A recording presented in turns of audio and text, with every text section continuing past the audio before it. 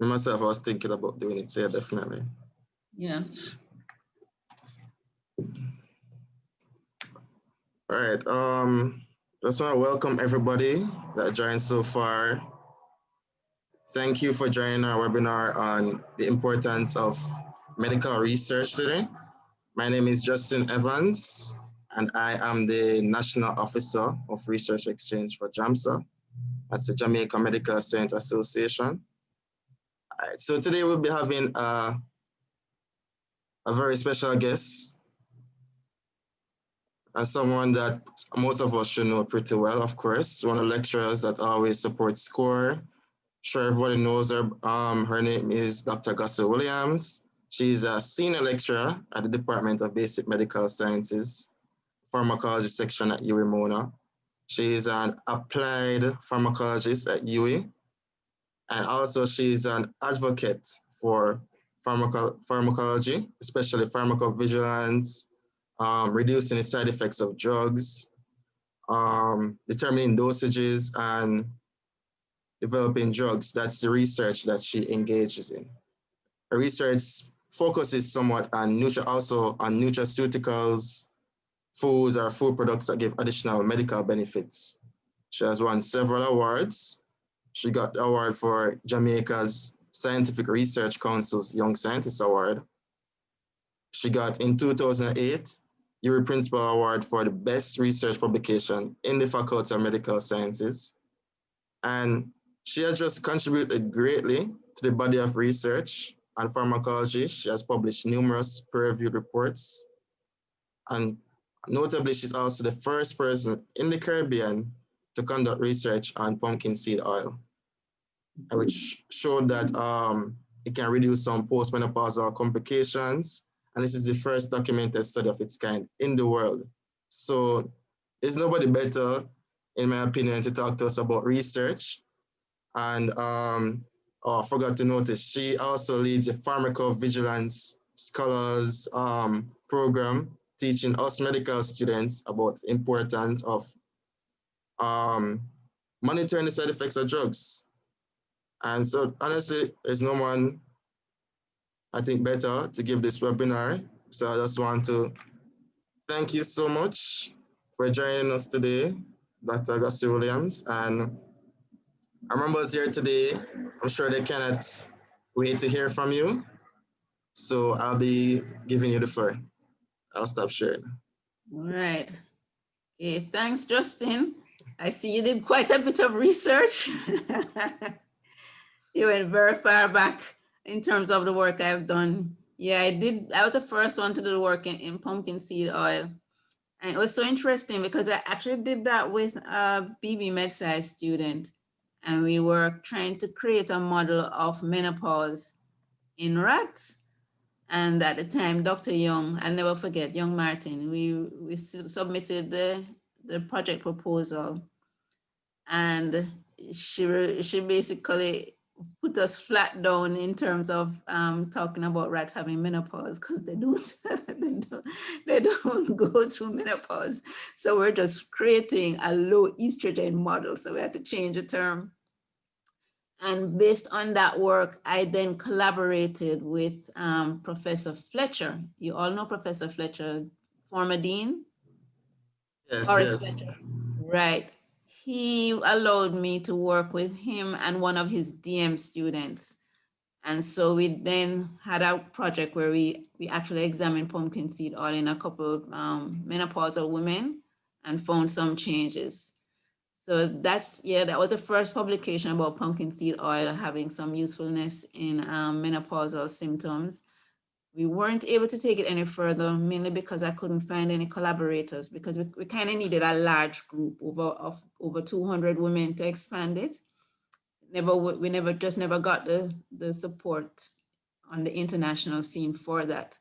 But yeah, something I tell my friends all the time about using pumpkin seeds. So yeah, I'm happy about that work. But since then, I really have concentrated more on drug safety, and I really have made a conscious effort to involve medical students in research projects. So I will now share mine and welcome you all for coming. Let's see, we have, the numbers are growing. number, we're now at what, 33? So that's very positive. So I'll see if I can share my screen.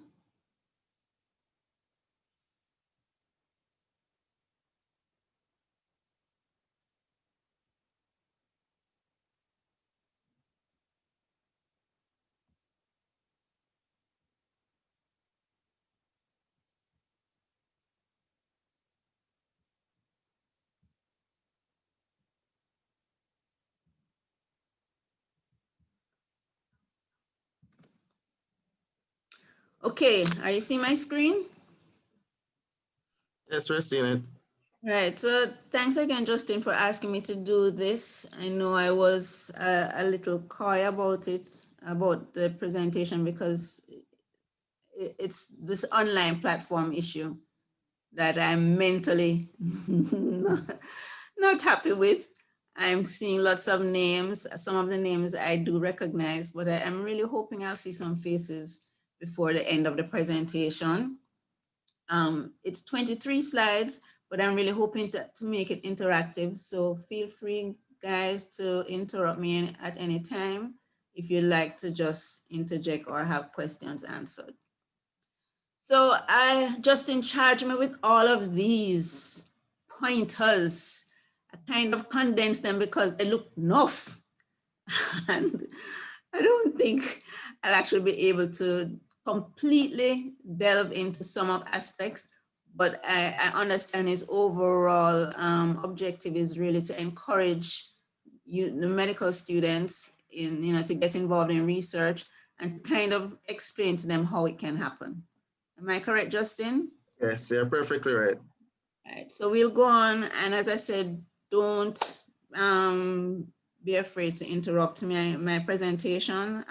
It will flow better, I think, and it will mean more to you. If you have questions, please feel free to ask.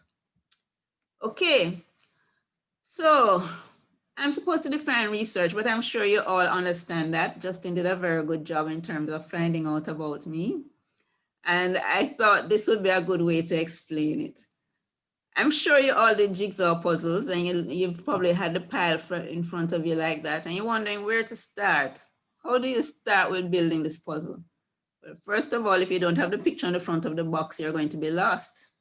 Right, Shalane? Right, Lisa Marie? Yes, miss. Right, so there was some structure to... Yes, miss. Exactly, so there had to be some structure in how you're going to do the research, and then, of course, you have all of this, you have the picture, but somehow you have to kind of coordinate the pile to then end up with the final product of the picture. So effectively, research is really just a structured way of answering a question. That's all that it is, really. And I mean, there's nothing in your life that doesn't involve research. And I try to think of a good way to explain that. I mean, I'm sure you all must have researched what University of the West Indies was about before you came here, even though it may be the only university that you can actually do MBBS face-to-face, but I mean, you had options. So there must have been a reason why you came here. You must have done good research on that. A couple of you have had relationships, and you certainly didn't go into a relationship before you did your research, right, Justin? I'm sure everyone's like that, yeah. Right, and you probably know that marriage is going to be a lot of responsibility. So you know from your research that no is not the time. Mm-hmm. So effectively, anything you're going to do, it does involve some research, and of course you have to have motivation. So that's really what research is about. It's a structured way of answering a question. And it's best when it's something that is actually something that is your motivation. So in terms of why you want to do research, sorry, Justin, I'm trying to see my slide, but this Zoom box here, I'm trying to figure out how I can move it. Minimize, right. Contribute to the growth and knowledge in the field. And I'll use an example of that. When we talk to you about drugs, and how drugs act, you notice that we're always mentioning all these side effects or adverse effects, and you're wondering how the hell you're supposed to know them. Yes, no, maybe so. Yes, everybody with the pharmacology is a lot of information to remember. A lot of Yeah. And the reality is that we don't know all the side effects when the drugs hit the market. So especially when it comes to Jamaica, the drugs are not tested in our population. So the only way we can find out what happens when the drugs do hit our population is through your efforts. There's a drug that Rush brought to Jamaica, and when they released it to the market, they knew that it caused the darkening of palms. By the time it hit Jamaica, what they found it was happening is that it was causing darkening of the whole body. And something like that would never get beyond the patient unless you are involved in the research. And it's not just a one patient experience, an actual research directed question, and how to solve the question has to be done. So you want to be able to contribute that kind of information.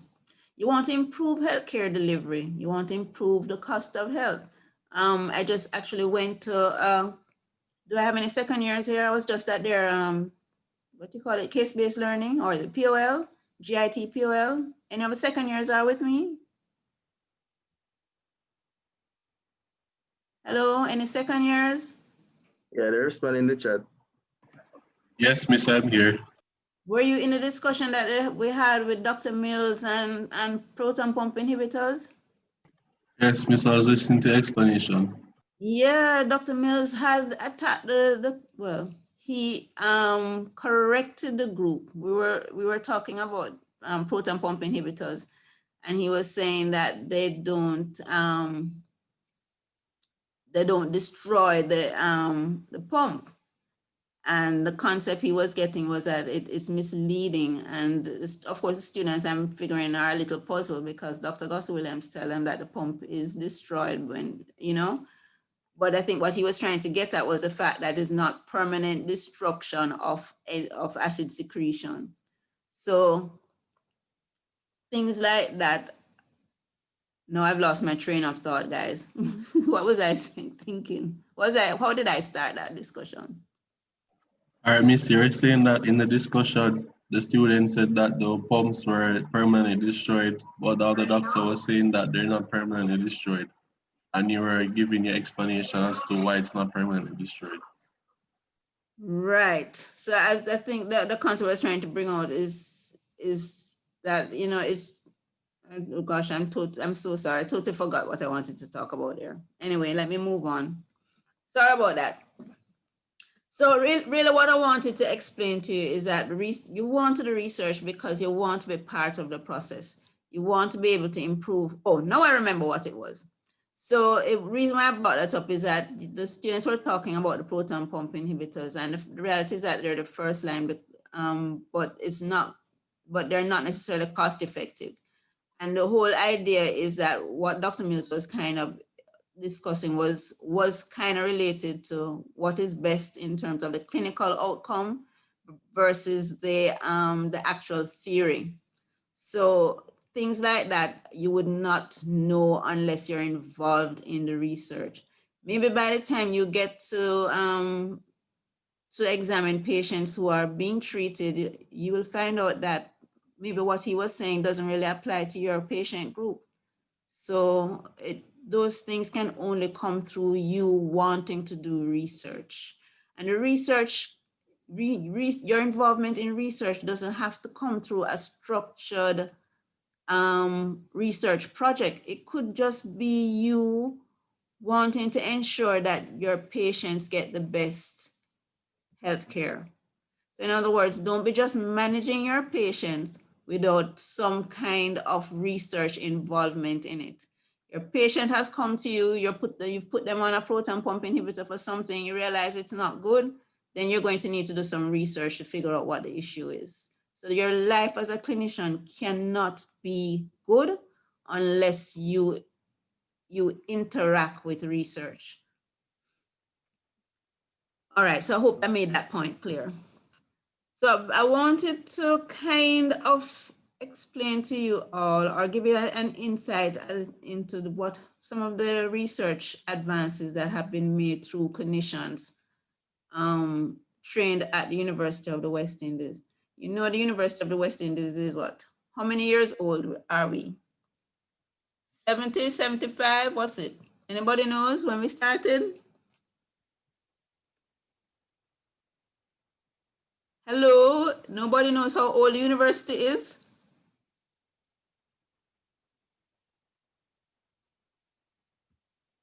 I think it's 72. Yes. 1948. There you go. So, and you know, what was the first degree that they delivered at the University of the West Indies? MBBS. That's right. So it's the oldest degree here. And what I'm showing you here are some of the stalwarts. Recognize that therefore we must have a long history of research. There's not enough time for me to get into all of these people, but I'll probably highlight a couple of them. Golden, you guys know that this is Mark Golden's father, right? Current prime leader of the PMP. Oh yes, that's Mark Golden's father. Yeah. Oh. He's integral in all of the activities that now take place at Mona Rehab. Standard, Dr. Kenneth, Professor Standard, we named a lecture theater after him. Key person that was involved in the whole community healthcare worker set up in university in Jamaica. I mean, WHO has commended him for that initiative. It really does play a major role in delivering healthcare to a number of rural areas. So he's keen that. I'm sure you're aware that your lecturer, Dr. Standard Golson, is his daughter. These are people that you know. But Dr. Hanchard, he was lecturing up to last year, I think. So some of you would have met him. Yes, no? Please, guys, interact with me. Yes, Doc. Yes, Doc. Yes, Doc. He was key in advancing all of what we know about the retrovirus HTLV. So he's someone that you would have interacted with and know his research work. Professor Morrison, did you all know that he was actually an administrator at University of the West Indies before he left and went to UTech and now working in so many spheres? Oh no, I didn't know. Yeah, he actually advanced. He has done quite a bit of work with endocrinology. Some of the definitions as it relates to what type of diabetes now exist, that work was actually from him. He actually was one of my mentors. I didn't even mention him. I have a slide on my mentors. He's actually one of my mentors. When I was doing my graduate degree in pharmacology, he and Professor West were doing experiments where they were transplanting pancreas from dogs. They worked on dogs and they were transferring them from dogs to see if they could actually get the pancreatic cells to grow and produce insulin.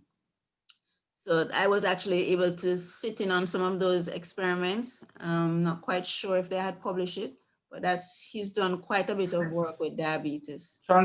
Transplanting from one dog to another? Yes. Interesting. Yeah. So the diabetes center that now exists, that was his initiative. And of course, you know, he's still very active. You can probably reach him. You can probably interact with his diabetes work and his diabetes center if you get in touch with him. Professor Terence Forrester, has he ever lectured to you guys? I think so.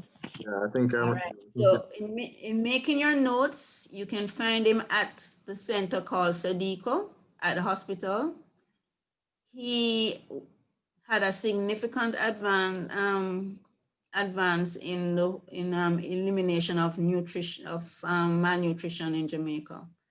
So you guys can remind me there are two types of malnutrition. One of them we don't see anymore, so much so that they closed down that unit at the hospital. Somebody remind me, nutrition. There are two types of nutritional disorders in children. Doc, that's kind of a blur. Huh? That's kind of a blur, Doc. Oh my goodness. Is it like undernutrition?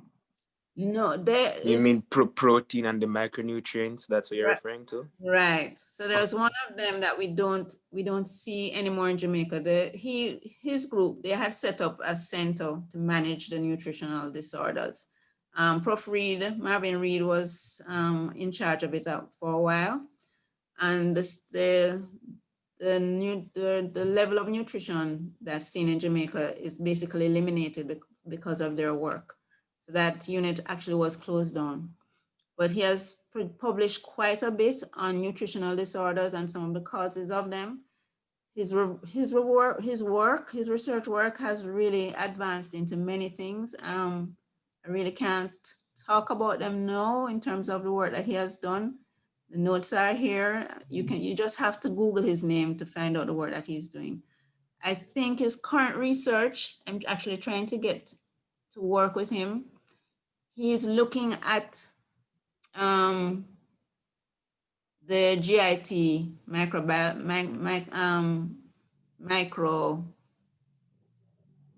call it now. Somebody help me. GIT microbiological profile and how it impacts sleep. So there's some indication that the bacteria, that the microbes that exist in your GIT can impact your sleep. So he's doing some work related to that among Jamaican population. So that's one project that you could consider if you would like to get involved in his work. So Deco, easy way to find him, easy way to find any of the lecturers that are still alive. Only one right here, two. Anybody knows how to get in touch with a lecturer at the University of the West Indies by email?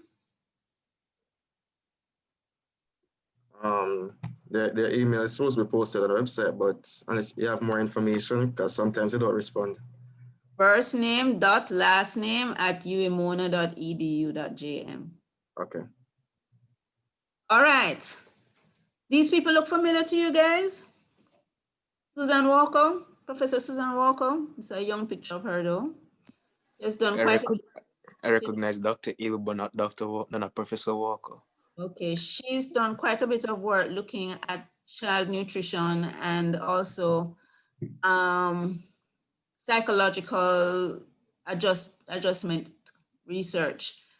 Basically, they've created a lot of game playing activities to socialize children or to re-socialize children. Her work has been published quite a bit. You'll find her work, for example, in high impact journals like PLOS ONE. So she is mainly based at Sickle Cell Unit. So that's one person you could get involved with. She's still around. Professor Abel, has he lectured to you guys? Yeah, he did HCC in second semester of year one for me this year. Right, well, Professor Abel has done significant work in psychological research. He's very keen on having undergrad students work with him. So a lot of the research that I've done in collaboration with medical doctors, he actually was one of my key collaborators. There's a PhD student that I had finished 2 years ago who was looking at antipsychotics and how they're impacted by cannabis use. And he was the one who facilitated that research. Metabolic syndrome, I was also looking at how the antipsychotics impact metabolic syndrome or can promote metabolic syndrome. He actually was a key collaborator in terms of facilitating me working on that. So he's still around. He's now head of psychiatry. So you must head of Department of Community Health and Psychiatry. So that's somebody you can reach out to if you'd like to learn more about the work that he's doing. Hello. Yes. Hello. Good Yes. afternoon, Dr. Gossell-Williams. Yes. My name is Taruna. I'm outside of the UE circle. I got this through my student guild. And you mentioned about contacting professors. So am I able to use the same email address as UE students as well? Absolutely. All right. Before I go, my name is Taruna Stevens. I'm in MD1 at Caribbean School of Medical Sciences, Jamaica. Yes, you can get in touch with them. And in fact, Professor Abel has a home in which he does allow students to visit his patients there. He treats a lot of patients for mental disorders, and he actually has a practice, a home, where they can be housed for treatment as part of the, I guess, the psychological management. And I have known students, he has allowed students to actually intern at that house. So that's one of the things that he does facilitate. Okay, All right. thank you so much. Right, you're welcome. Celia Christie, Professor Christie. Has Professor Christie lectured to you guys? She's done quite a bit of work with vaccines. She's known to be part of the initiative to prevent HIV transmission to babies. So she's still around, and therefore somebody you can interact with if you would like to be involved in vaccine research. Professor Eldamar Shero, you're all familiar with her as well, right? She's done quite a bit of work with aging. A lot of the research that she has done has impacted aging policy in Jamaica. Again, these people are on campus. Community health is where you will find her. And therefore, if you'd like to learn more about the elderly population, working with them, differences in their management, she's a key person to get involved with. The community department actually has a clinic specifically for the aging population, aging and wellness clinic. I think the population of that clinic is about 300 elderly patients. So just spending time down there is an opportunity for you to learn about the geriatric population. Community health, I've found to be very receptive to encouraging students to be part of their research teams. Right, so let's move on. Seeing some more familiar faces, guys? Professor Thiem has probably lectured to you all as well. She has made significant advances in terms of looking at the differences in birth in mothers who, underage mothers, and the infants that are produced from mothers who are underage. You know, we have that issue in terms of women being abused or having children before the age of consent. And she has looked at comparison in terms of how the baby's growth rates differ when they're born to mothers who are underage. So you may want to look at her work. Sams Vaughan, does anybody know what kind of work Sams Vaughan does? Professor Sams Vaughan, what is she known for?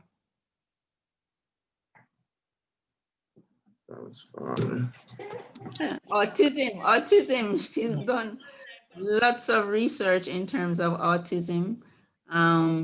She is key in the early development changes to education that's taking place in Jamaica.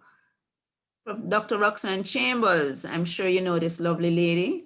She is a great collaborator for me. She actually helped me mentor some undergrad students in research related to anti-epileptic drugs. Out of the work that I did with her, we actually have a sleep paper that was published last year, I believe. So she's a good person as well. And of course, you can see your program director, Professor Trotman. I'm sure you heard that she was promoted. Her work is also well recognized. So you see, I'm introducing you, I'm showing you people who are doing research. The reality is that every academic staff that you have interacted with has to be doing research. The University of the West Indies does not keep us on contract because we're great teachers.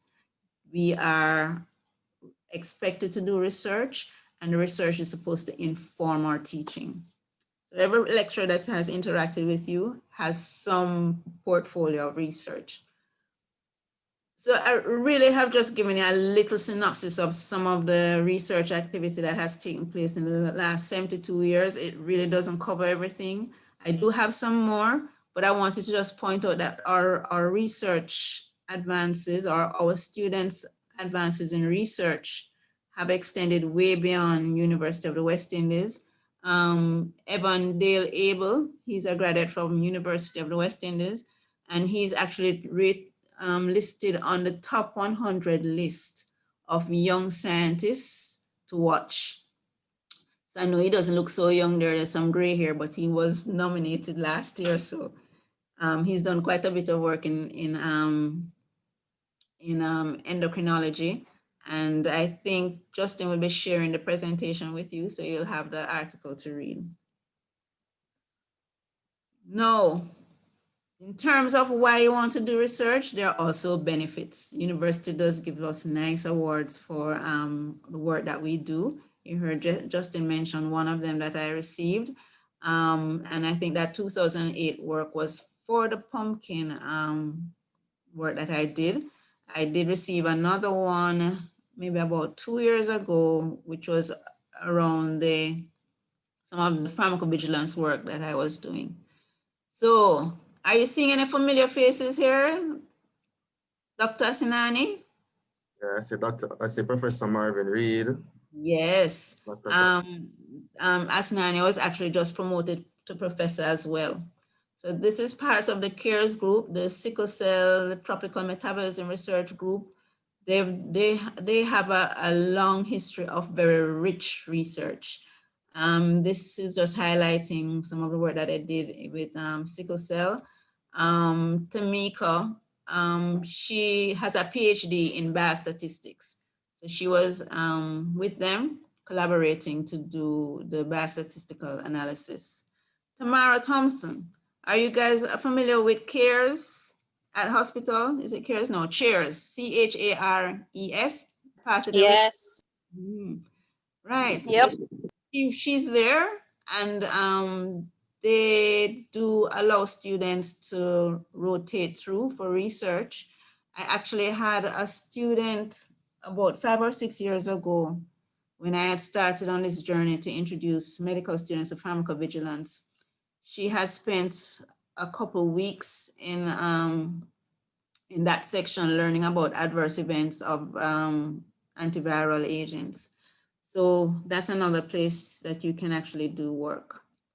Some more familiar faces. These are all people that you know and recognize. You didn't realize Dr. Christie was doing research. Here he is getting an award. The new head of obstetrics and gynecology, Dr. Winter, also involved in the group. Down here, do you know Dr. Aiken? Yes, we do. Yes, Doc. Yes. Quite a bit of work as it relates to prostate cancer. This group actually has won maybe about 3 or 4 awards for their prostate cancer work. That explains a lot. Yes. So the reality is that there are a number of groups around that are involved in research. There are lots of teams that actually are working together. So I think there's even another team here that involves Prof. Reed. So the first one was looking at sickle cell, if you recall, sickle cell work. This group here is led by Dr. Badaloo, well, no, Professor Badaloo. And here's Professor Forrester. Face probably looks a bit more familiar to you now. They were looking at nutritional deficiencies as well, and they were using radioisotopes to map what was happening. That work still continues right up at the hospital. You all know where the medical library is. Just behind the medical library, that's where the Tropical Metabolism Institute is. You've had your lunch, or it took take 5-10 minutes having your lunch. take the other 5-10 minutes just to go around there and ask to tour the building and talk to some of these persons that are there. And you'll be surprised how receptive this group is to having you being part of their journal club. They have weekly journal meetings, and so that's one of the way you can get involved in research, just sitting in on some of these meetings to see what people are doing. Right. Does this lady look familiar to you all? Dr. Worf? Yes, definitely. Yes. Yes. Is she a hematologist? Yes, and did you see her on TV the other day asking people to volunteer for her convalescent project? Yes, we did. Right. So here how you can get involved in research. Just go up to hematology, knock on Dr. Worf's door, or send her an email, gillian.worf@umona.edu.jm. Dr. Worf, I am a whatever MBBS student, year 1, year 2, year 3, whatever. My name is so-and-so. I found out about your convalescent project, and I am very interested in being part of your research team. Is there any way I could meet with you to discuss how I could get involved? See that? Next thing you know, she can have you helping her to recruit. She can have you helping her to collect data. Or if she doesn't even facilitate such hands-on, just being part of the team and sitting in on the meetings is a good way to get your foot into research. And this project recognizes happening now. Yes, so I'm supposed to tell a little bit about my story, right? I don't like talking about myself, and I think Justin told you all. Do I really need to tell you more? Okay, I'm sure we're glad to hear more about you. You're the reason today. All right. Okay. So I think you're all aware. I don't have an MBBS degree. My training is in biochemistry. Actually, I have a double major, biochemistry, chemistry. And while I was doing my undergrad, I had mentorship from Dr. Pinnock at the top here and Dr. Greenaway. And notice I've used the word mentorship quite a bit, because I want you to recognize that you want to be mentored. You want to try and reach out to persons who can help you along your journey for medicine. Otherwise, you're going to come out of university with just this 5 years of training, all of the knowledge needed, but you wouldn't have learned how to actually embrace it so that you really understand what it means to be a good health professional. So while I was doing my undergrad degree in chemistry and biochemistry, those two doctors allowed me to spend time in their lab. So I actually had 2 summers where I worked on research projects with them. In my final year in biochemistry, I had 2 lectures by Professor Manley West on toxicology and pharmacology. After the lectures, all I did was I went to his lab and I discussed with him the possibility of getting involved in research with him. Next thing I know, he was very willing to take me into the graduate program in pharmacology, even though I didn't have undergrad major in pharmacology. And so my initial work was actually with him. I was looking at plant extracts. He's actually a pharmacist by training. At the time, he was head of the pharmacology section. And he had a significant interest in alkaloids. So we were always screening plants for alkaloids, mainly because alkaloids are known to have pharmacological value. Some of them that you would be familiar with are like acetylcholine, atropine, lots of the catecholamines. All the catecholamines are alkaloids. So that was a good starting journey for me in terms of research. I'm actually the first person in my family to have gone to university. My parents would never have known anything about the benefits of academics, really. I'll tell you from now, when I finished high school, my mother actually wanted me to go and work. And interestingly, I did my undergrad degree at university. I did my PhD here. And when I was finished with my PhD and my parents came to my graduation, they gave me a pair of white nursing shoes. Why? They knew that I now had the benefit of being called Dr. Gossell-Williams, but they knew it wasn't a medical doctor degree. So they just assumed it was to do something in nursing. So just telling you that my mentorship wasn't really from my parents' side, it was from the academic staff that I interacted with. All right. So I've done a bit of work. I think this slide probably highlights where the extent of the work that I've done. Most of the work really is around adverse drug reactions, pharmacovigilance, and I've looked at particular patient groups. So for example, I've looked at poisoning in Jamaica and the drugs that were associated with the poisoning. I've looked at pain management in sickle cell. So I do have an article where I've shown that the doctors really are very cautious about giving sickle cell patients opiates. And of course, you can see that really is a benefit to us because you are aware of the opiate crisis in the States. We certainly wouldn't have that here. List of things here that I've gone through. I don't know if you want me to talk too much about any of them because really this is your time. So you have the slide, you can look through it. If you're on your phone, no, or if you have access to the internet, no. If you go to Google Scholar and just type my name, you'll see my list of publications. So I'll just move on. Right, so I'm going to show you ways to get involved in research. This was work that I was doing with Professor Lawrence Williams. We were looking at some plant extracts with potential for activity on ACE. Now, Sajabi was an MBBS student in year 2, and he actually just walked into my lab. He was looking for a SSM experience, and so I got him involved on the project. This was actually a basic science project. So recognize that you're in terms of research, you can take the route of clinical, you can take the route of basic science, you can take the route of translational. So I was doing work with rats and he became part of the project in terms of helping with the data collection and analysis. So from that, you see, he was able to get his name on a paper.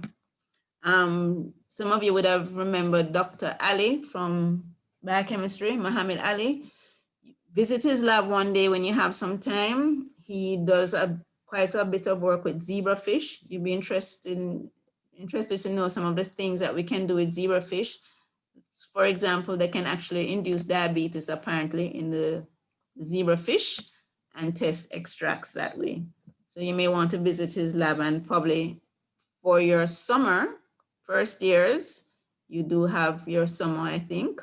Maybe you want to spend some time in his lab to see what he's doing. Right, so pharmacovigilance. Justin, how am I doing on time? What time am I to finish again? You don't really have a deadline, you know, so it was up to you if you had the time to spare. Okay, all right. So students, remember to reach out with your questions. All right, so I'll tell you what I've done with MBBS students. I have a little pharmacovigilance scholars program going. So really it is to teach you all about the importance of drug safety and your role in terms of monitoring drugs. So what the students do is really what we call secondary analysis of published literature. So they're asked to identify a drug and an adverse drug reaction that's particular to the drug. And then they do their research project looking at the relationship between the adverse drug reaction and the drug. So I've done, the first year I did it was done as a summer SSM with 10 students. Some of these faces I'm almost sure you're familiar with. Tant Palmer actually won a prize for her work. The posters were done and set up in the exhibition room downstairs. 10 students presented their poster. They actually presented it in a 5-minute presentation and the dean actually came and listened to every one of them. At the end of it, he awarded prizes for the best poster, best 3 posters. And so we were able to, we wrote up what was done in the Media link. So I have put the link here if you want to look at the full article. And we also actually had a poster at the faculty conference last year to highlight the work that was done. So if you're interested, I can send the poster to you. Just let me know and I will send it to you. Or you can actually visit my lab if you'd like to look at it.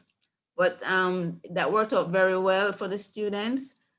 I think the only disadvantage or the only disappointment that I have is that I was trying to get them to publish the work, but to date, none of them have actually done so. Last summer, I actually had my second group of SSMs, and this group was now 18, I believe. And from that group, we did the same thing. We actually were able to host it virtually, and that went off very well. And the posters are all mounted on my Facebook website. I provided you with the link. So you can see, for example, we had Grant. Ryan, are you here, Ryan? Ryan Grant is here today? Yes, I am, doctor. Yeah, Ryan looked at omeprazole and anemia. And in fact, Ryan has made the effort to convert it to a paper. So we're hoping to get that published soon. If you guys are seeing the names, if you're here, it'd be nice for you to talk a little bit about it. Ryan, you want to tell us how you found that experience? It was an interesting experience because it was the first time that I was doing it and I didn't have much of an idea about what research was. And so when I did it and I actually started to read articles, I kind of found, at the beginning, I thought it would be something that would kind of tire me out, but actually reading the different papers to do the review was rewarding because I got a better understanding of how omeprazole worked and the different things that it could cause. And this paper in particular, I think, as we were discussing, is kind of important now because people are finding out that omeprazole can actually cause or is linked to long-term, is linked to iron deficiency anemia in the long term. So I think it's something that everybody should take the opportunity to try and do because it can be rewarding and it does actually help in your studies as a medical student. Yeah, and as he said, it didn't demand a lot of time, and it was easy literature research to get you into the whole concept of what research is about. So at least Ryan now has kind of a mentorship group or a mentorship core to help him advance into research. Others have been linked to other persons. So for example, Anthony, I don't know if Anthony is here today. Anthony was doing succinylcholine, as you see. So I've tried to link him with the anesthetics department. I think he's probably having some challenges, and I think it's really because everybody's a little cagey about COVID and students. But we've been working on trying to link students with particular research groups. All right, so was that Anthony? Yes, miss. Yes, so I was just telling him that we're trying to get you involved in anesthetics department. So from the last email, it looks like you're making a little advance, but it's the COVID challenge, right? Yes, that's right. Okay. All right, so Racine was one of those year 3 students who I tried to get to do the project over the academic year. So for the same pharmacovigilance project, all they had to do was meet with me once per month. I think I had about 32 students starting, and at the end, maybe about 4 or 5 finished the poster. I'm showing this one because Racine, and I'll tell you how Racine got involved in this project. So you can see that the ideas can actually come from you. She's from Trinidad, and she said that she thought that there was an overuse of the emergency contraceptive and that it was being abused. So because of her personal interest, she was then motivated to do the poster project, looking at the relationship between the Plan B, the emergency contraceptive, and ectopic pregnancies. So she did the literature research, and this is what was produced. After that was completed, we were in luck because an article came out about it. And so she was actually able to write this letter to the editor based on what she had found. So that was published last year, I think. No, this year, 2020, in Clinical Drug Investigation. So it's not hard to get an article done. You just have to have an idea and get somebody to help you to work through it. Right. Are you guys familiar with Nikolai Nunes? I think he graduated this year. Yes, you're familiar with him. Yeah, no, he has an interest in social accountability, which you know is a key area for the dean as well. They have been working to encourage more students to be involved in community outreach and giving back. So out of that work that they're doing, they actually were able to develop research articles out of it. I believe there's at least 1 or 2 publications that are out based on the work that Nikolai was doing with the dean. So again, it involves you reaching out to persons who are doing research, who may be willing to engage and work with you. Sometimes the research doesn't come first. So for example, the project I did with the SSM students, my initial idea was really to do it to encourage students to get involved in drug safety, right? After we finished the exhibition downstairs, the dean was the one who encouraged me to write it up. So eventually I did it as a paper. And from that initiative, he has basically asked me to coordinate it in such a way that it's something that I can now do in a really structured, research driven manner. So I'm saying that because recognize, for example, the work that Justin is doing today, the work that SCORE is doing, the whole Jamaica medical students, the work that you're doing, you may actually be able to put it together to have it take on the direction of a research-oriented project and something that you can write up.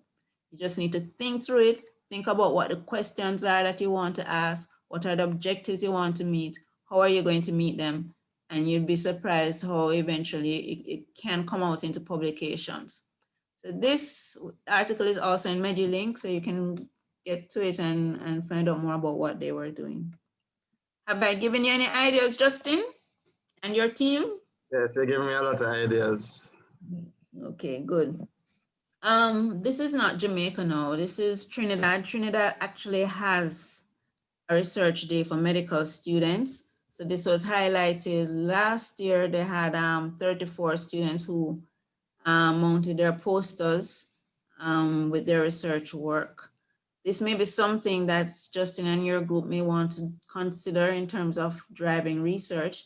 Maybe you can engage with the program director, Professor Trotman, to see if there's any way that you could maybe do a similar thing here and probably drive the research agenda of your kiddo. Yeah, so now here we are. Here's another idea for you. There's a journal called International Journal of Medical Students. I want you all to look for it online and to just look at some of the articles. Now, you're familiar with Nide Thomas? Yes, and oh, yeah, we know Nide Thomas. Right. Now, Nide started a WhatsApp group on COVID. And really it was about making sure that, you know, the right information is going out there and, you know, alerting people, the public about any initiative that is going to be related to COVID, whether it is to reduce the incidence, you know, how to, you know, prevent spread, etc. So based on the work that she was doing, and I actually do follow the WhatsApp group, I said to her, write it up. Why don't you write it up as an experience, you know, in terms of what you did? And this is what she produced. And you can see the journal took it. So she now has one publication from the experience. The editor was so impressed with the experience, he actually sent her an email saying that he would like to see a further publication on the benefits of the group. So she's now actually working on a little questionnaire to then send out to the stakeholders for her to have some feedback on how the WhatsApp group made a difference. So again, Nini was not thinking about research when she was doing this. She was just thinking about social accountability, being part of the COVID process as a medical student in training. And from this, we're now actually able to get involved, take it to a higher level, a scholarly level, to allow her to share her work in publications. So I want you to go to the journal. You can look for Nini's article, but the reason why I want you to go is to look at the articles that are coming from medical students. And by the time you look at those articles, you'll realize that this is something you could do. All right. Ryan had some experience, so he knows, he's familiar with the journal. Right, so I've actually been talking about how to get started right through the presentation. So I just have some pointers here, but the one I wanted to really pay attention to is the fact that you just have to be assertive and reach out. I will give you an example of assertiveness as a way of encouraging you. When I finished my PhD was on choline and its impact on memory, choline supplementation and its impact on memory. And I was going to be presenting my work at a conference in the States. I think it was San Diego, either San Diego or San Francisco. And at the conference, Professor Steven Zeisel was going to be there. And he was one of the top biochemists involved in choline work and its impact on memory of during pregnancy in terms of the improvement of memory with supplementation in the maternal period. So when I got to the conference, and it's a conference with over 10,000 scientists, I lay-weighted him because he was making a presentation, and I asked him if I could talk to him. He gave me 5 minutes, no problem. And I told him I wanted to do some postdoc work in his lab, and we actually communicated after that. So through that contact, I then indicated to him that I had the possibility of applying for a Fulbright scholarship, and I would like to come to his lab to do it. He actually helped me write the project, clean it up, and I sent it in, and I got approved to do the project. The project involved me collecting blood samples from pregnant women in Jamaica, and then the samples were shipped to his lab. So I had to collect samples for each trimester. The technique in terms of the preparation of it, I was able to do that here. So the samples were shipped to North Carolina, Chapel Hill. That's where he was, University of North Carolina. So I went to his lab and I spent 3 months in his lab. The grant, guys, the amount of the grant was enough for me to take my 2 children with me. And I was able to take somebody who had just finished 6th form. So she basically took care of the kids for me. I was able to pay for my husband to visit twice. I was able to pay for my friend, she was my friend's daughter. I was able to pay for her to travel to New York. 3 months, you guys hearing all of this? Yes. And Professor Zeisel not only allowed me to use his lab for the 3 months, he charged me nothing. The test that I was doing, his lab actually runs the test for $300 per sample. And I was doing, I think it was about 20 or 30 women, 30 times 3. And he charged me nothing to use his lab. And all of that occurred because I was assertive enough to reach out to him. So I'm saying that, guys, because that's the only way this is going to happen in this realm of cyberspace. The scouting I used to do to get students to come to my lab is clearly not going to happen. So you have spent 1 semester at least, some of you 2 years, 3 years already. You have interacted with a number of lecturers. All you have to do is send them an email and let them know that you have an interest in research and you want to see if you can be part of their research activities. Professor Reed, you can see he's been doing quite a bit of work. I've told you about Professor Forrester. He does answer his UE email. He has a big project going up at Sadico. I've told you about the one related to the GIT microbiota. I don't know if I'm saying that right. And he has a student who is looking on muscle wasting in the elderly. She's a PhD now. She could probably use a research assistant. Dr. Ingrid Tennant, I don't know if she's lectured to you. She's also doing a PhD with him. So these are all persons that you can interact with. Every department has a journal club. There are over 60 DM students in the University of the West Indies. You guys know who DM students are, I believe? These are people with MBBS, practicing doctors who have now come back for training in consultancy. So medicine, surgery, obstetrics and gynecology, pediatrics, every department has DM students. Now, DM students have to do their degree, which has some component of research, and they have to do all of this while they're working full time at the hospital. So they're very happy to have medical students who can help them to collect the data. A lot of them are doing research projects that involve them pulling dockets and extracting information. That is work that you guys can do to help you to get your foot into research. So that's one way you can get in. Meet with Professor Plummer, Joseph Plummer, head of surgery. Ask him if he can be part of the Surgery Research Journal Club. Every week they meet. The students have to present every week. It's probably easier for you now, seeing that most people are probably meeting virtually. Then you can see what is happening. I've indicated the group, the CARES group, they are highly involved in research.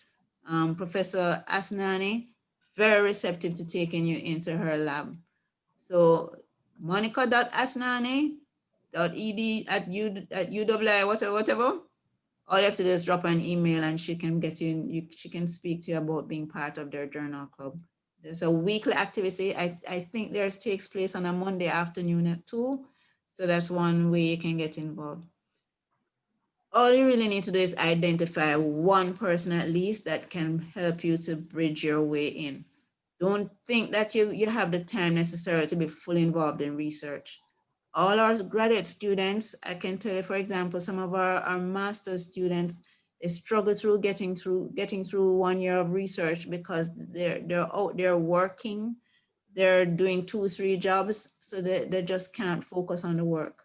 Your primary goal is to finish your MBBS on time, but your MBBS is going to be so much richer if you get involved in research. At this point, you don't have the time to do your own research.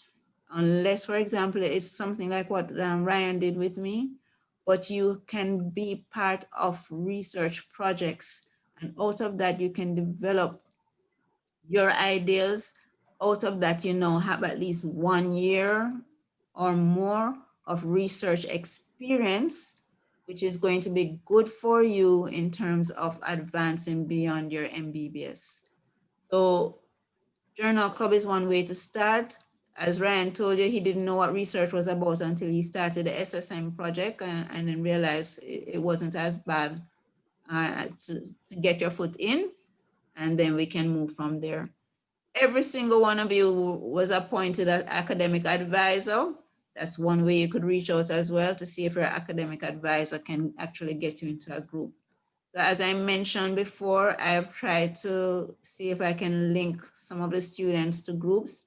Anthony, for example, had a significant interest in anesthetics and the drugs that are used, which is why I have tried to link him with them. And I am positive that it will go well. We're just having some issues because of COVID, I believe. I've talked about the DM and I've talked about the SSM. So I think I've spoken a lot, and all I'm seeing are just some screens with some names on it. I'm not even seeing pictures. 1 and 2 students have pictures up, so maybe I should stop here and can probably ask questions. Maybe if you guys probably tell me what you're interested in, maybe I can tell you who to speak to.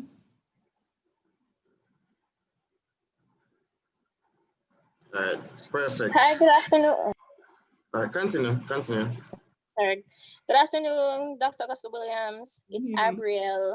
I'm interested in genetics, but I'm not particularly sure who I should approach. Do you have any suggestions? Yeah, I have suggestions. I mean, Ahmad, who's that? Oh, hi, Toshiba. Oh, come here, Toshiba. I'll answer in a little while. I just want to introduce you to Toshiba. Toshiba, say hi. Hello. She has on her. Toshiba Wallen. Is that you? Yes. Who is that talking? It's Abriel. Oh, hi, Okay. Abriel. Okay, Abriel. Yeah, Toshiba is doing a project with me where we're looking at vitamin B12 supplementation and its impact on sleep. So she has a little watch. It's like an activity watch that is from Respironic. Philip Respironic, right? And what it does that it measures like the time you fall asleep, how many times you wake up in the night. So at the end of the day, it's a proxy for the quality of your sleep. So she's been supplementing her recruits with B12, and it's something that's on the market, and we're looking at how it impacts sleep. So she is looking for a research assistant to help her. Yes, please. So if you want, you can reach out to her, Abriel. Yes, definitely. I'll contact you. All right, wonderful. Thank you. Right. So she's one of my grad students. So I try to pair students with my grad students. So yeah, she's one that is starting some work.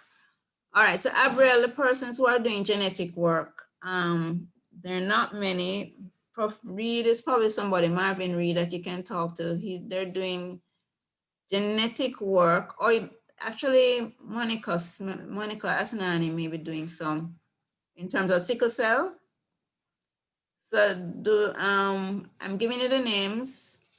Kwesi Marshall, did he lecture to you? Oh, yes, I know Kwesi. I approached him before. Yeah, his work is around genetics. So those are the genetic people now. Okay, thank you. All right, somebody else had a comment, a question?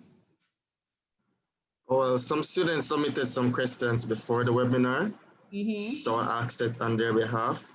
They asked how difficult it is for students to manage research during clinical studies, and have you seen it being done? Yes.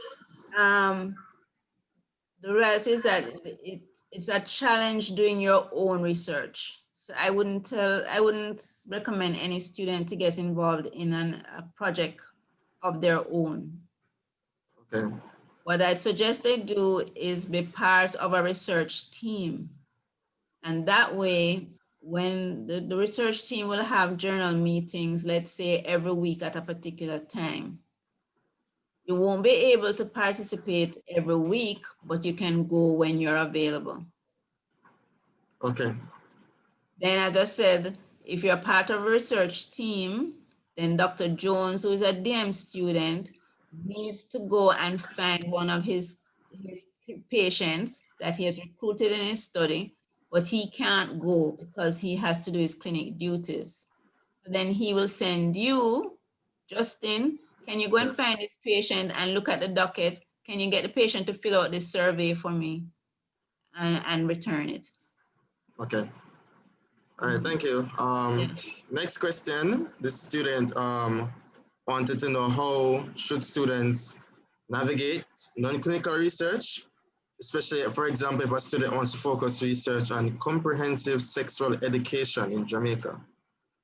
Okay, so that would probably most be in community health, psychology. And again, it would have to best be done under somebody who's doing a similar project. Okay. Yeah. I've looked at the MBBS timetable, and there's no space for you to do research. What there is, though, it's that elective block of 5 weeks. Yes. That's probably a period in which you can get involved and probably do a lab research project. So, for example, Dr. Ali, who is always monitoring fish, his projects involve you sitting there and monitoring fish for 24 hours. Yes. Maybe you can spend those 5 weeks doing that project. And some of them are easy. I actually had one of my master's students did a 2-week rotation with him where they were looking for extracts that had potential as anti-cancer agents. So they cut off the tail. I didn't know fish tails grow back. Cut off the tail. They do? Yeah, so they put the extract in, and if the tail doesn't grow back, then you know you have something that has anti-cancer potential. Okay. Our next question here in the chat from Shamia Pintard. She's asking, she says she's interested in researching human dental pulp stem cells in future regenerative medicine. Is there a research team that is researching in unspecialized cells, if you know of any? I don't think there's anybody in your university doing stem cell work, but the closest would be the fertility unit. So I would probably recommend that I reach out to the fertility unit, and they may be doing work that's basically, I mean, it would be obstetrics gynecology related, but that's a place that would probably get them close to those kind of techniques. Okay. I'm looking at the questions now, and you basically answered all of them from your presentation. So it'll be redundant for you to go for them. So, Shamia is asking another question. If there's somebody in particular that she could email, she's a 4th year. Yeah, well, she can send an email to me and then I can channel it to wherever. But just recognize that any lecturer's name that comes to you, just all you have to do is go into Google Scholar and type their name, and you will see what kind of work they're doing. Okay. I've only introduced you to a few teams, but there are many more. There's a diabetes research team. There's a cannabis research team. There are lots of teams, but what you want to do is just find somebody to get you started. Reach out to your academic advisor. That's probably somebody who can help you to link. I will do my best to link students as well. It doesn't always work out, but I do try. One more question here from Kareem. He's asking about if you know anybody doing research on herbal or folk remedies. Oh, almost everybody in basic medical sciences. Not me though. Okay, Simone Badal. When you have a chance, type the name Simone Badal. Simone Badal is one of our lecturers who is on the breakthrough of creating a prostate cancer cell line from Jamaican men. And once the cell line has been patented. Our next step is to actually examine extracts on it. Oh, shoots. Sorry. Chibo. Sorry, guys. I forgot something.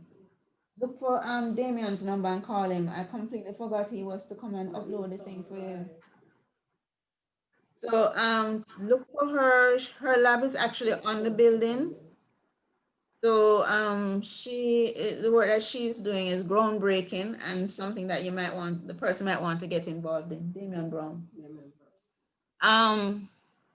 Dr. Lisa Lindo is doing lots of work looking at plant extracts and their anti-diabetic potential. Dr. Singh has a number of students, Paul Singh has a number of students looking at agents for anti-inflammatory activity as well. The plant extract work, again, if you don't have committed time of days or week, you can't do a project on your own. So the best thing that can happen for you is to be paired to a graduate student. Okay. So for example, our undergrad BB Med-Sci students, they have the option of doing a 1-year research project.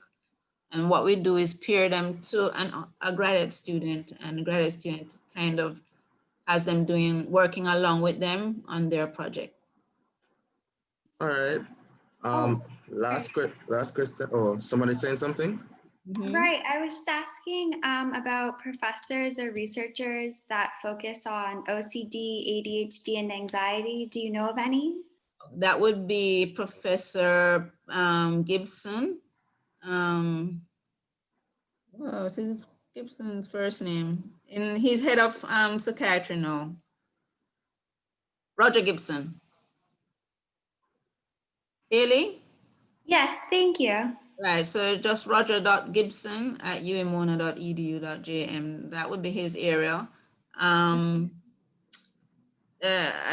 think maybe Dr. Jackie Martin gets involved in that as well. Do you remember her from Healthcare Concepts, I think? Jackie Right, Martin? yes. She's taught us a lot of times, yes. Right, she might be doing some of that as well. Recognize that you can take it from a clinical angle, as well as you could take it from a psychology handle. You could take it from a clinical angle or a psychology angle. So in other words, there may be persons in SOCI who are majors in psychology who may be doing some of that kind of work. So probably what you have to do is go on the UE website, and in the little search box at the top, type some keywords and it will bring up some of the groups that might be doing that kind of work. Thank you. Yeah. Dr. Williams, well, this went slightly over time. Whereas someone has asked about naturopathy and cancer. This will be the last question. Right, so that would be Simone Badal. There's also Professor Rupika Delgado. So Rupika Delgado, you just have to type her name and you find her as well. I think her first name is actually something like Tijani, but she's easy to find on the website. She is the director of Natural Products Institute and is somebody that I've worked with. She does a lot of that in her lab, Natural Products Institute. They have a lot of cell lines. And so they will test plant extracts in cell lines. Both her and her former graduate student, Dr. David Picking. Yes. They've been doing quite a bit of work with natural products and anti-cancer properties. All right. Okay, so we have one more interesting part of webinars for those who are here today. But before I move on, I'd also like to give a big thank you to Dr. Gossell-Williams for joining us today. Thank you for always supporting SCORE. I'm sure that when I say this, I speak on behalf of all my SCORE members that we truly appreciate and value our collaboration with you. And we at SCORE will continue to push for greater student involvement in research and pharmacovigilance. So I just want to say thank you for joining us today. We really appreciate it. No problem. And remember now that my work in pharmacovigilance is research driven. Yes. Pharmacovigilance is a regulatory aspect. I mean, you will learn about the fact that if your patient has an adverse effect, you must fill out this form and send it to Ministry of Health. But what I do is really take it from a research angle. So I'm inviting you all to look on my Facebook page, look at all the wonderful posters of work that the students did. It's an easy way for you to get your hand into research by probably doing a little literature project. And then from there, you can see where your motivation is to move forward. Okay, thank you. All right, so I wish you all the best. I do see some of my people. I see Maurice, Moody. Who else is there that was part of my group? Trudy Ann, everybody's so quiet. I'm almost sure Trudy was there too. I don't understand these people. Janoy. They're all responding in the chat. They're saying thank you. Okay. All right, so I guess this is where I leave. It sounds like you all have activities that you want to do without me. Well, no, you can stay. You're just making some announcements to let them know some things. So you can stay. Well, I'll just reinforce, and just you can search your website to see what people are involved in. You can search Google Scholar to see what people are involved in, and there's something else called UE Scholar that UE set up that gives you the directory of not only Mona campus but Barbados and Trinidad. In terms of things like genetic work, I think Barbados does quite a bit of that, so that's somewhere you can look. You can search for names like Professor Simon Anderson, and you'll see what he's doing. And Justin and anybody in the group, feel free to send me an email. I will see what I can do in terms of linking you with our research team. All right. All right. Thank you very much. We will. Okay. Excuse me, Dr. Williams. Yeah. We started doing our research earlier this year, but we haven't really gone anywhere far with it. I don't know if you remember that research project that we're doing. Who's that?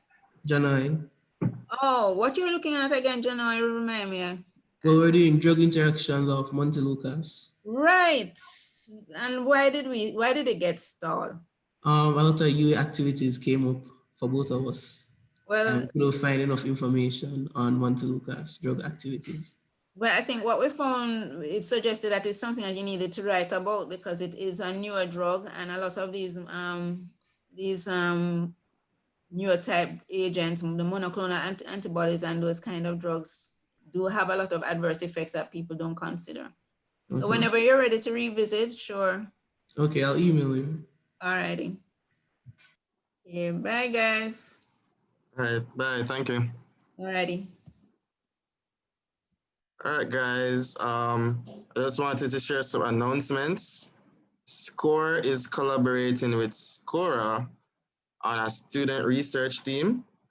As you can see here, it's a research mainly focused on these pillars: the access to testing and sexual health counseling, access to medication and treatment opportunities, and access to peer support groups. It's on our SCORE website, which you can access via Instagram. Let's get the link in our bio. And I'll also send the link in the chat. Give me a second. I'll copy this.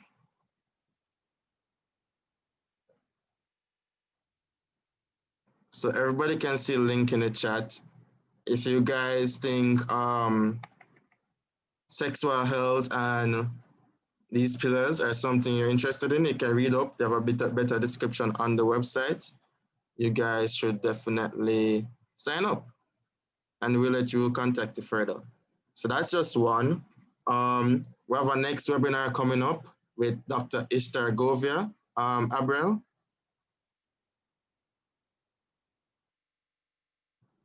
Yes, I'm here. Yeah, can I just give them a little synopsis of what to expect with that webinar coming up? Okay, so on Wednesday, which is November the 25th at 4 p.m., we will be having a webinar about the basic principles of medical research. And I know a lot of students, they don't really, you guys have the interest, right? And Dr. Gossell-Williams have, given you the importance and basically giving you the motivation to get started. But this webinar is going to be basically teaching you how to get started, especially in your individual research projects, like your original research projects. So she will be teaching you all about how getting started, how to write your research question, what are the best ways to find information, content for your research, etc. So it will be very fun. It will be very informative and exciting. So guys, please come out on the 25th, which is this Wednesday at 4. Yeah, guys, just follow us at our Instagram. It's I believe it's Score Jamsa. If you guys, or I'm gonna send it in the chat. Yeah, Score Jamsa. If you guys want more information, just keep up with the updates. I sent the link for you to go and join our WhatsApp group. I have one more announcement. Over at the Faculty of Social Sciences, the capstone course, they're starting a focus study group on COVID. I'll send more updates in the WhatsApp group, but they're looking for, I think, 7 male medical student volunteers. So if you guys are interested in being a volunteer for a focus group, you can send us a DM on Instagram. When I send it in the WhatsApp group, you can just respond to the DM. But yeah, that's basically it. We have a post-registration survey. So if you guys have anything you want to say, let us know anything about the webinar, contribute to make our next webinar better, just click on this form. Let me send it in the chat as well. And let us know what you think. Let us know your opinions. Let us know how we can improve. And let us know your thoughts. So thank you everybody for coming out today. Really appreciate this turnout. It was a good turnout. So yeah, I hopefully be hearing from you guys soon. So that's it for today.